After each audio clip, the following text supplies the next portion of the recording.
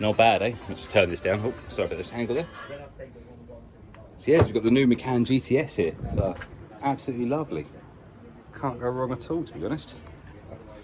All the performance you need in a decent size SUV. So it's got absolutely everything on this one. It's lovely inside. Spec wise, you can't really go wrong with this. So, stunning on the inside. It's had all the right little details. It's got the right clock display matching through with the red stitching.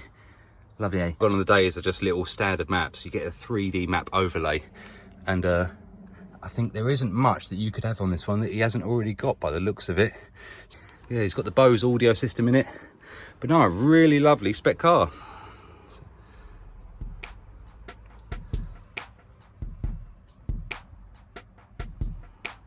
There is one feature I'd love to show you guys that you don't see much, and that's all to do with this little puppy down here. So obviously the styling on this car is lovely, but you may need to tow something, and that's granted.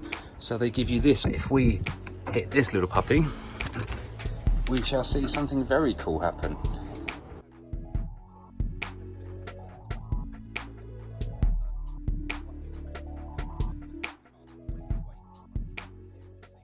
Totally disappeared and gone. So perfect mechanic at the back now, but obviously it wasn't like that, so I'll leave it out for the customer, and I bet you it's a great deterrent to stop people parking too close.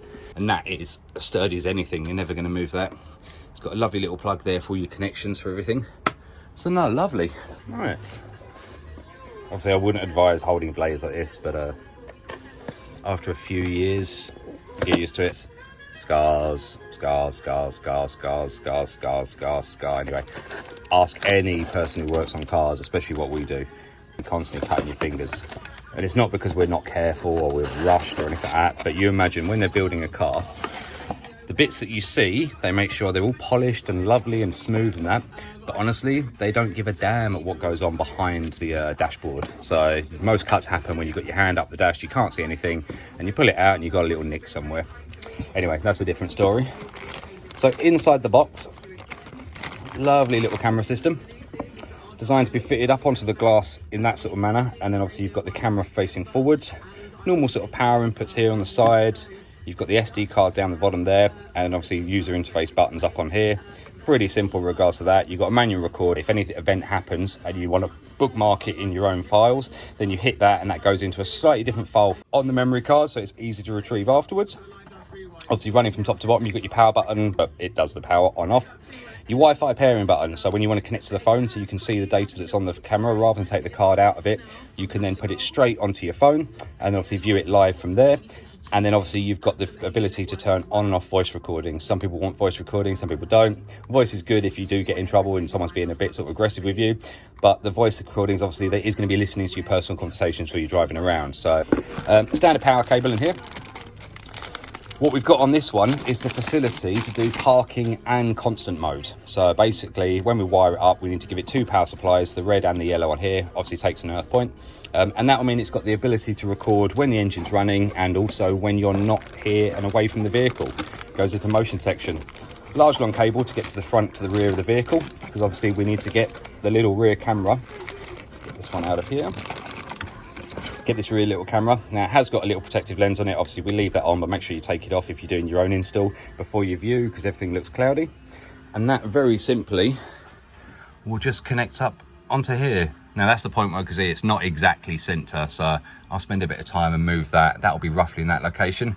Then from here we'll have the cable in the side there. That cable will disappear under this trim and you won't see it again until it pops up by the rear view mirror under there. So all right, let's do some work.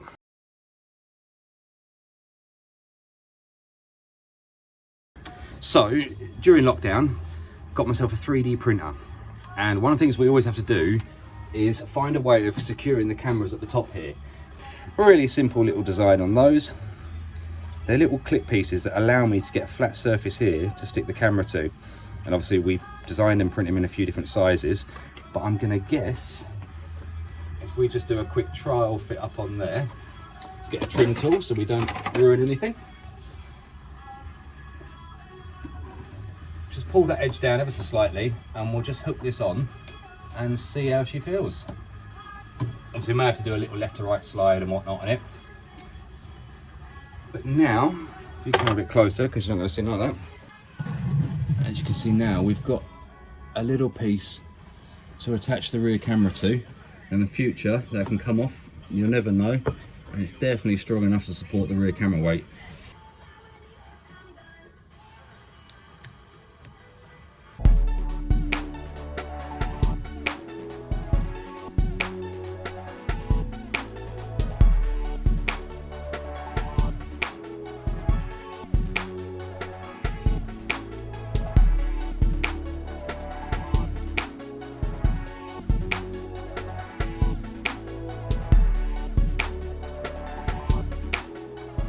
Just freeing it up a bit so we can get the cables round the back side of the airbag. You don't want to go across the front of the airbag, obviously.